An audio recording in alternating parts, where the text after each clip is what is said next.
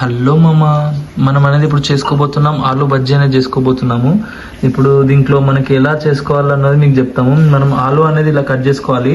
తర్వాత పిండి అనేది రుబ్బుకొని దాంట్లో డిప్ చేయాలి మామ, మంచిగా డిప్ చేయాలి. చేసిన తర్వాత దీంట్లో ఇలా వేసిన తర్వాత అలా అలా అలా ఉడుకుతుంది. ఎలా ఎలా అంటే అలా అలా అలా ఉడుకుతుంది.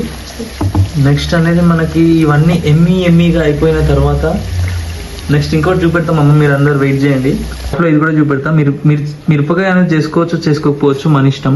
వారికి లైట్గా ఇలా ఇలా తిప్పుతూనే ఉండాలి. ఆయిల్ అనేది మంచిగా పోసుకోవాలి మమ్మీ, ఏదో పడుతుంది వాడేది అనుకో మిమ్మల్ని తిప్పాల్సి వస్తుంది, మరి జాగ్రత్త. రెడ్డిష్ అయ్యే వరకు వెయిట్ చేయాలి మమ్మ, అప్పుడు అనేది మీకు టేస్ట్ అనేది బాగా వస్తుంది. అవి అన్నీ అయిపోయిన తర్వాత అలా అలా అలా పైకి కిందికి అనుకుంటే ఆయిల్ అనేది కిందికి వెళ్ళిపోతుంది. దాని తర్వాత మనం స్లోగా వచ్చి ఇక్కడ వేసుకోవాలి. టిష్యూ అనేది పక్క పెట్టుకోవాలి మమ్మ, ఎందుకంటే మళ్ళీ మీకు ఆయిల్ అనేది హెల్త్ అనేది ఖరాబ్ అవుతుంది. అలా పెట్టుకోవాలి. ఎండ్ అనేది ఈ ఉప్పు కారంతో చెప్తున్నామమ్మ, రైట్.